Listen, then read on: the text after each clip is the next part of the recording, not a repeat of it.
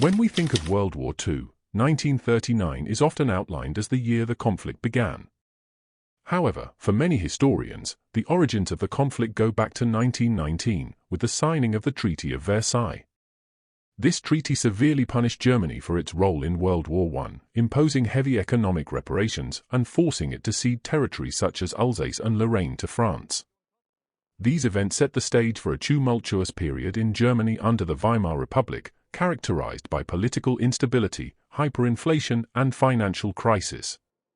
The German army was drastically downsized to only 100,000 personnel, greatly limiting the country's military capacity. The simmering discontent in Germany in the interwar period played a crucial role in bringing the National Socialist German Workers' Party to power, with Adolf Hitler assuming the post of Chancellor. Hitler, before achieving political notoriety, had already become famous for the failed Munich Putsch, a coup attempt, and for his book Mein Kampf, My Battle, written during his time in prison. In this text, Hitler outlined some of his fundamental ideas, including a desire for territorial expansion for Germany, aiming to create a larger living space for the German people. The Treaty of Versailles had, in fact, imposed heavy restrictions on Germany, undermining its economy and national pride, creating fertile ground for feelings of resentment and desire for revenge. At the time, there was a generation of politicians in England and France who were beginning to recognize how the conditions imposed on Germany had been excessively punitive. A significant example was Lord Halifax, British Foreign Secretary, who in a meeting with Hitler admitted that the victorious powers had gone too far with the sanctions imposed on Germany.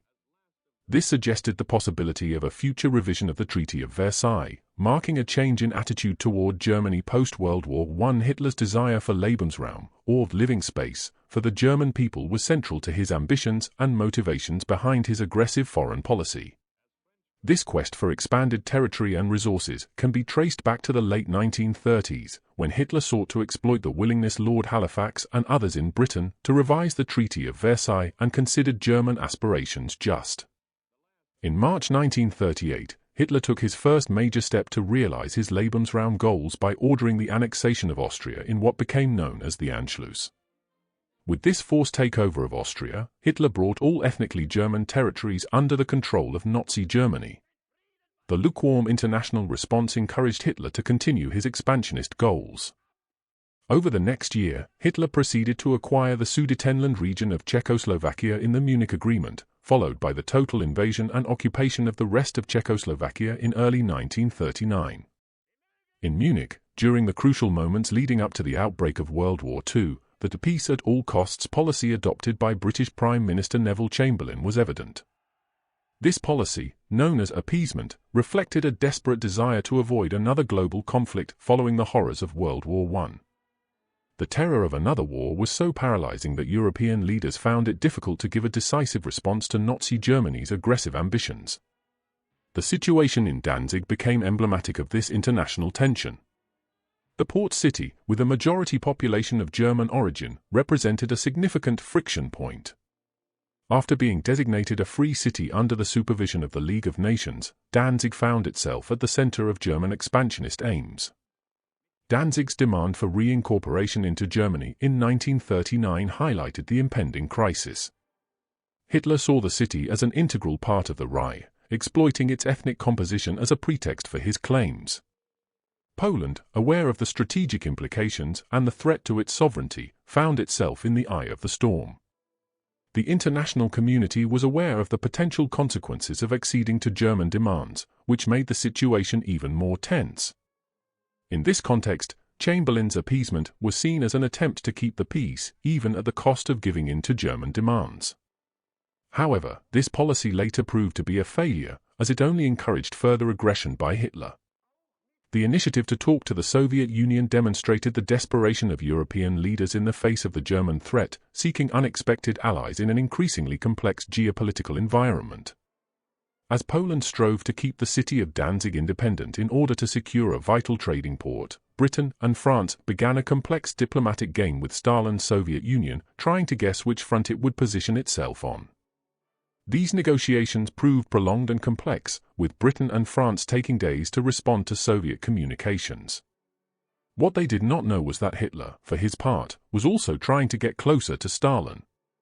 Surprisingly, it was Hitler himself who was the first leader to write directly to Stalin, demonstrating a bold and unexpected move. At that time, Stalin was facing an undeclared war against Japan, trying to keep the eastern borders of the Soviet Union secure. In this tense and complex context, Stalin's assent to the Molotov-Ribbentrop Pact, a non-aggression pact with Nazi Germany, was motivated by a desire to ensure a stable and secure border for the Soviet Union, which was in the meantime fighting a secret war with Japan, where a young general who would conquer Berlin 6 years later, Zhukov, was distinguishing himself. However, such an agreement surprised many nations, enriching Soviet defensive strategy, but also paved the way for the subsequent German invasion of Poland. For Poland, hopes of maintaining Danzig's independence and securing a trade corridor quickly vanished in the face of the European realpolitik of the moment. Stalin's decision to accept the pact with Hitler marked a critical moment in international relations, altering the balance of power in Europe. While British and French leaders faltered in their responses to the Soviet Union, Hitler and Stalin acted decisively. This shows how complex and unexpected diplomatic alignments were on the eve of World War I. Germany and the Soviet Union were two ideologically enemy countries, one communist and the other Nazi. Letting Hitler fulfill his ambitions for territorial expansion without opposition led directly to the outbreak of one of the bloodiest conflicts in human history. The non-aggression pact with the Soviet Union had allowed Hitler to focus on invading Poland without fear of a two-front war, at least initially. Hitler's strategy involved a rapid advance of German troops, exploiting the tactic of blitzkrieg, which combined the use of tanks, airborne troops and infantry to achieve a quick victory. The speed and brutality of the German invasion of Poland took the whole world by surprise. The secret Molotov-Ribbentrop Pact between Germany and the Soviet Union to partition Poland revealed the cynical realpolitik that guided international relations at the time. The partition of Poland was completed within weeks, with the Soviet Union invading from the east on September 17, 1939. The joint aggression against this sovereign nation demonstrated the fragility of international agreements and the expansionist ambition of both Hitler and Stalin. England and France's declaration of war, though inevitable, came too late to save Poland. The speed of the German invasion left little time for the Allies to organize an effective military response. This episode marked not only the beginning of World War II but also the end of an era of supposed international security based on treaties and diplomatic agreements. Chamberlain's strategy of appeasement proved to be a tragic miscalculation, underestimating Hitler's determination to expand the Third Reich at the expense of the sovereignty of neighboring nations.